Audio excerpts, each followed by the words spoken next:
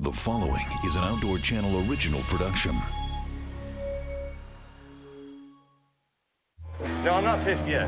You can say what you want, your actions say more than your words. Okay, I'm a client. I've just fallen in the river. You have to build me a fire right now or I'm gonna die. My name is Tim Dowd. I've been a professional guide and outfitter for over 30 years. I know what it takes to get it done in America's roughest mountains. I get my clients within spitting distance of stunning big bull elk and monster black bears. Each year, I invite students from around the world into mine. They all say they want to learn what I know. Outfitting is one of the most demanding jobs in the world. 20-hour workday is normal, and only the toughest have what it takes. They are mine for a month, my ranch, my rules.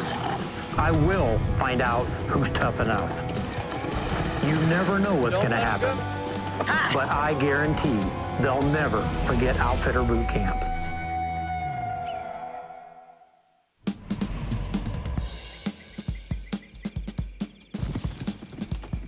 Any position where you work for an outfitter, you have to know how to shoe a horse, because a horse or mule cannot go into the mountains without shoes. If you cannot shoe a horse, it doesn't make you unemployable as a guide, but you won't be employed as long. Outfitting and guiding is seasonal work. So you're not going to be there for the first part when you shoe. You're not going to be there for the last part when you take the shoes off. So now, instead of working for 6-8 months, you may be only working for 4 months. This is Ross. He's going to go over shoeing and hoof care, stuff like that. I started out just as a horseshoer and then became a farrier. Take your finish, your new rasp, make a flat spot. I've been around a lot of horses my whole life. I've seen a lot of horses and how they're maintained. I've known multiple farriers. My best friend's a farrier. My fiance's brother's a farrier, and one of the best farriers I know. Red is a white line that's in the foot. If you'll stay and in that white line, you'll be safe every time. Most of the time, I should say. It's actually very easy to cripple an animal if you don't do it in the proper manner. I had one of my best dude horses out for the year because they stepped on the end of a nail and it worked itself into the hoof. What's this right here? Horseshoe nail. Didn't even see. And how is it standing? Straight up. Okay, what's that right there? We got horseshoe nails everywhere. So, Grab a magnet. yep, we have to fix the safety problem first. If he would have stepped on that, Game over. he could have been out for the year. The shoe we want, you got your toe, your bars, your heels. And that frog tells me where to point to. So that's where I want this toe cock. This is way too long and you'll know it. You want it flush with the deal, turned in a little bit. We want to straighten that heel out into a straight line. We know we need to make the heels come in. Have you ever been seriously injured? I've broke my leg, I've had stitches in my legs and in my belly and everywhere else. And the horse was fighting me. I was young and I didn't know enough to just give up. I thought I was invincible. I had that foot like this here. And when that horse come across, I had it about like here, fighting me a lot. And when she did, she cut me open right here because I drove that nail. And when I hit the bottom, she come across my belly. And she gave me about 36 stitches. What you're saying is, since none of us have ever done this, we're experienced is pretty dangerous for us. Well, to start out with, but everybody starts out, you know, real good. Always, every horse you do, and I'm bad when I do what I say, not what I do. Come over here, I touch that animal. I don't want to reach down there, because boy, I don't have that many teeth left. So I want to start out here, rub my hand back here. Stay to the side. If you have to, talk to them. Let them know that you're here. I've done that a few times and you get tired, you know, you're working and you forget stuff. And I've just reached down here like this and boy, them horses will kick, you know. Holy buckets, you know. Well, what am I doing? I know that this is going to come out pretty straight, so I'll tip it. Now I feel for it. You know, if you feel for it, drive it home and then get rid of that sharp point. Can you tell us why you turn the tips of the nails off as soon as it's... Why I do? So, I don't know if any of you have ever been around a porcupine. Yeah, nobody grabs one but once. If that is sticking out and she jerks her foot away, she's going to tear something up. Good question. Whoa. Okay. It's just hard work. You just got to get down there and get it done, I guess, you know? Well, we'll see what happens. I know Gideon doesn't really appreciate us down there messing with his feet. He's ready to go back and feed. I don't know how you guys do this. This is rough right here. When you're bent over like this, it's all your quads, your back, your arms, much less you're trying to make sure the leg doesn't come at you when you're pounding nails, rips through your hands. Get down more, I see. You can't, it's hard to describe it unless you do it. You like doing this? Really? Hold that plate. Oops, you okay? Yep. Okay. See how bad these heels are? Mm-hmm. You're gonna have to trim these heels back. We get thrown into animals that haven't been properly taken care of, I don't think, at all. You know, he yelled at me because I smacked the side of a horse when I was shoeing him. And he says, well, that's not the horse's fault. Well, you're right, it's not the horse's fault. The animal I had kept coming up on the front end, picking his front feet up and hopping forward on us. I don't know what to... Oh, no, that ain't gonna do no good. I wouldn't hit him. If it was mine, he'd be You dead. might think you want to, yeah. How many of these y'all do a day? Yeah. I hate to tell you guys that are under these horses, but we got about 20 more to do today, so. The problem is you're getting frustrated, so now you're getting pissed. No, I'm not pissed yet. You say what you want, your actions say more than your words. I'm not mad yet. Okay. I'm confused, I'm frustrated, I'm trying to figure this out and everything else. That's 100% fine. Have a seat. Outfitting and guiding is one of the toughest jobs in the world. Many people try, only few succeed. Do you have what it takes? Prove it. Log on to outdoorchannel.com/outfitter bootcamp and tell me why you should be here. With any luck, I'll see you on the mountain next year.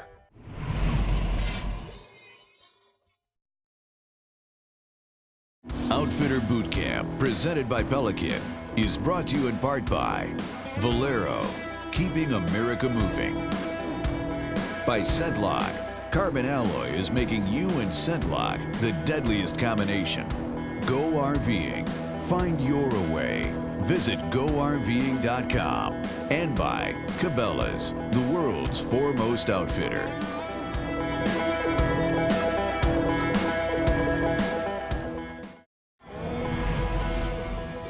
The problem is you're getting frustrated, so now you're getting pissed. No, I'm not pissed yet. You can say what you want, your actions say more than your words.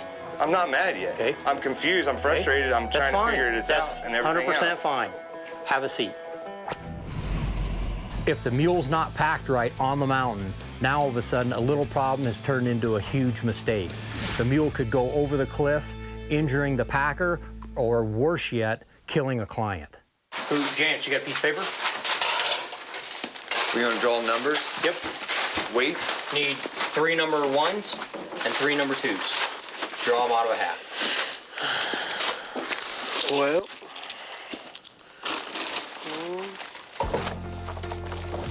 Oh, I think we're smashing some of those bugs. Okay, everybody draw a number while you're...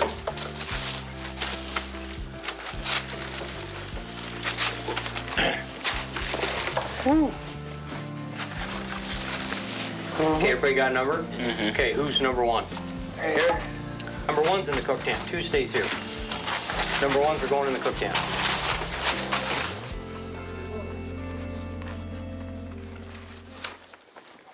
Okay, you guys need to get a whole pile of stuff for them to pack here on this tarp. All kinds of food, anything in there. There's like propane bottles, tree stands, water jug, anything that would be taken into camp. They're gonna fill a bunch of panniers. They're gonna decide how many panniers, how many mules they're gonna put it on. Okay. So start getting stuff. If leave all the food and just add more. Yep, add. I want a huge frickin' pile. As long as you secure it good, I think regardless of what it is, you should be in pretty good shape.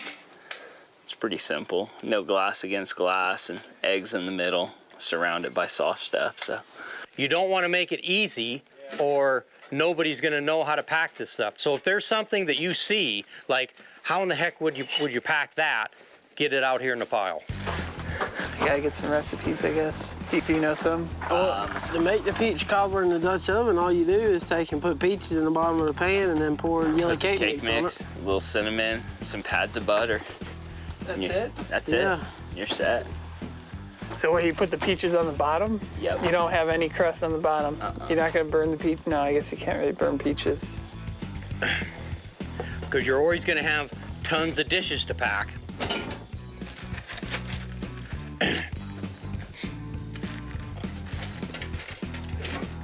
Oh my gosh. Okay. This is the pile of items that you guys have to pack. Now, group number 1, you guys need to pick a weight between 50 and 60 pounds. The students right now are packing a bunch of different items in the panniers. Packing a pannier is just like the old-time grocery boys packing in the paper bags, where keep your weight to the bottom, keep your light stuff that will smash on top. So you're gonna weigh it before you put it on the animal, and then decide what animal it goes on. No, we would pack it to the animal, correct? Just like we're packing this to the pound? Okay, so how do you pack it to the animal? What I'm saying is, if you pack this to Rooster, how are you gonna know this goes on Rooster? Mark it? How are you gonna mark it? A piece of tape and a marker? You ain't gonna mark mine with a piece of tape. That's what Right. people do that don't know what's going on. Okay, so yeah, I'm confused. Because we were told it takes 20% of their weight unless it's over 20 miles and depending on the terrain. Okay. But now you're saying we don't pack it to the weight of the animal, we just pack it to a general standard. How about answering the questions that I'm paying you to answer? So how do we get the general numbers, what I'm saying? The outfitter tells you. Just like you were told here, 54 per side, 30 per top. Okay. See, I'm still confused. Okay. How does he get that number, is what I'm wondering. Because he knows his stock. Jason got very upset this afternoon because he was having trouble doing the assignment. Okay, I didn't show you how to do this. No. You I said didn't. food, put heavy stuff on bottom, light stuff on top. That's how they do it at the grocery store, I knew that. But I don't know how to load these things with tools and Okay. sleeping bags and tarps and all that stuff. Like, I don't have no idea what should go with what and how it should be anything. So there's Okay, no right or then- wrong to it. Then go sit over on the side and let them do it. But they don't know how to do it either. But they're doing it and they're not complaining. I don't think that's a good way to teach them is here's how you make a mistake, here's how you make a mistake, here's how you make a mistake. Maybe you want to try it right after I tell you 4 hours later. It'd be nice to know before we start doing it. 3 pounds over. Then I can practice doing it the right way instead of doing it the wrong way. Okay, so you want to be showed, you don't want to try to figure things out yourself. That's You want what to I know. paid to go to here for. The method of teaching is to not show the student what you do A, B, C, D.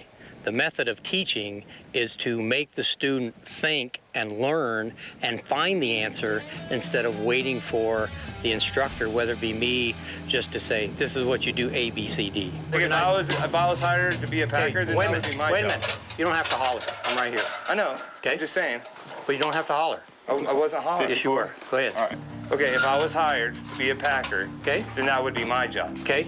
That would be my responsibility to organize, keep everything that I know I'm going to take and use into the camp, and that was my responsibility 100%. And that's what I'm saying. I don't know how to organize it.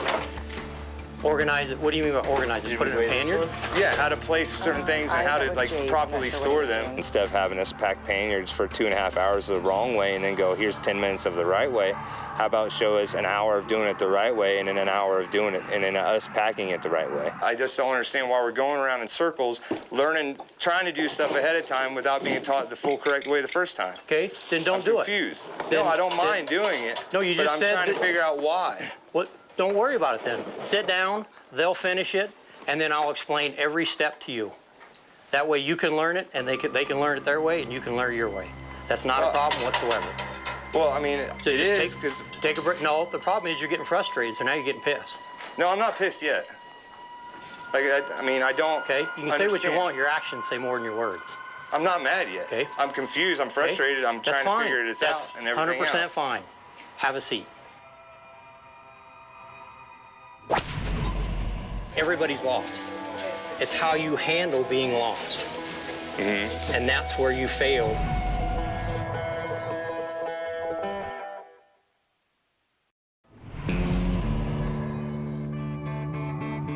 I'm not mad yet. Okay. I'm confused. I'm frustrated. I'm That's trying fine. to figure this out and everything 100% else. fine. Have a seat. They'll finish it. We'll go through every item. Now, the other group, did I go through every item with how to pack it with you after you packed it? Yeah. Okay? Yes, sir. If I have to stand by one of my employees and tell them everything I need to do, I might as well not have them there. I might as well do it myself.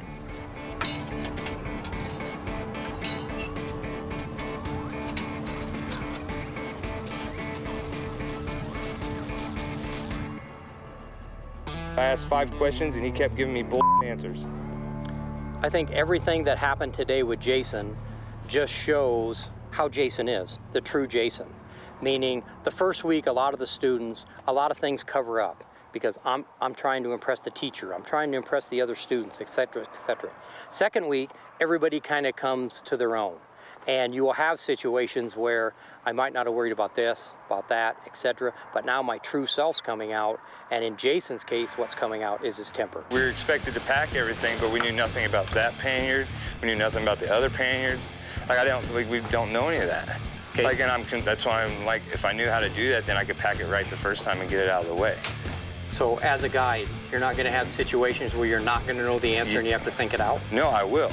Okay. But I also know the equipment I'm working with. You just said everything's wrong. We don't know what the hell I'm doing. I didn't say everything's wrong. It was frustrating because we were packing everything and Okay. wasn't told where they're right. As a guide, you're gonna be frustrated. I guarantee it. Oh, I understand that. 1,000 times. You can't get pissy and throw your hands up in the air and say this is a bunch of bullshit.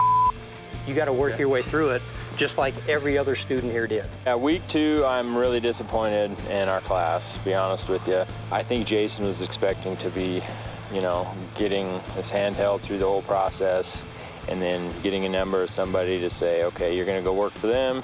The best thing to do is, if you have a problem, calmly say, I have a problem, I don't understand this, not everything we do is no good, and we're wasting our time here. If you do not learn how to have a tough situation. I've been in plenty of tough situations, but I always feel like I had the proper instruction before I was thrown into that situation.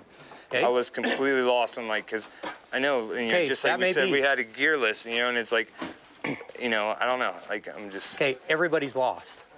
It's how you handle being lost. And that's where you failed, is how you handle being lost. Just like when you were shoeing the horse. You have a temper, what do? You pop red because you're pissed and because you're frustrated. Well, that's what you have to watch, is your temper.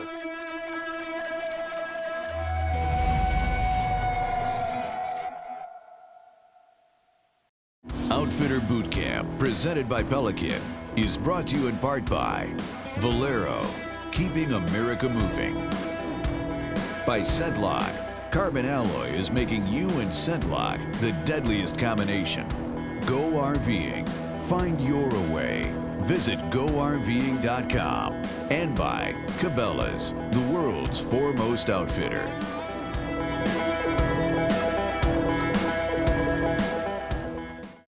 Okay, I'm a client. I've just fallen in the river. You have to build me a fire right now or I'm gonna die. You can use anything in your pack. You need to do individual fires. Your time starts right now. There's 2 main things that a guide must always be able to do in the mountains, and that's build a fire for survival and be able to see. Okay, I'm really, really wet. I need to see a good flame. It's really cold out here, and I'm starting to shake. The hidden agenda of a lesson is whether the guides are prepared and have everything in their pack they need to build a fire. Before I pop the test on them, I've gone through exactly what they need in their packs to make a fire. So I see who actually listened, wrote it down, got the items, and have them inside their pack. Jana at 1:30. Okay, Mike's good at 2:15. Shane is good at 2:25. Jance is good at 3 minutes.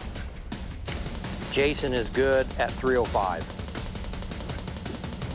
gotta have fire, and you gotta be able to make fire right away. So everybody did a good job.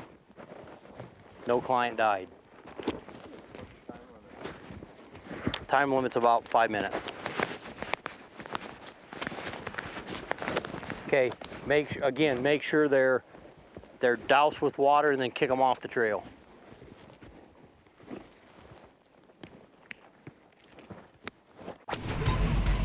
A lot's happening, things are changing, but here's how I see it this week. Jason's got a little bit of a temper. I know that's gonna come back to bite him in the end. Jan struggles, but he keeps trying. Jana, she moved up a little bit because she won that fire starting competition. My concern with Shane is that he lets the rest of the class get to him.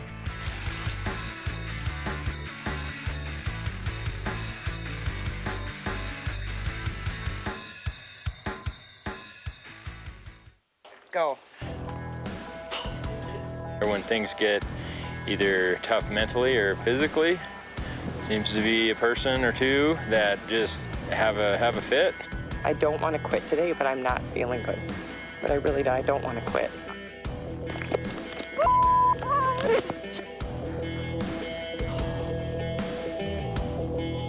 The type of people that do well at this school are the same type of people that make a great guide. And they are guys that love to work and love hard work and have common sense and can make a decision. People that do poorly in this school and will never make it as a guide is people that do not want to work.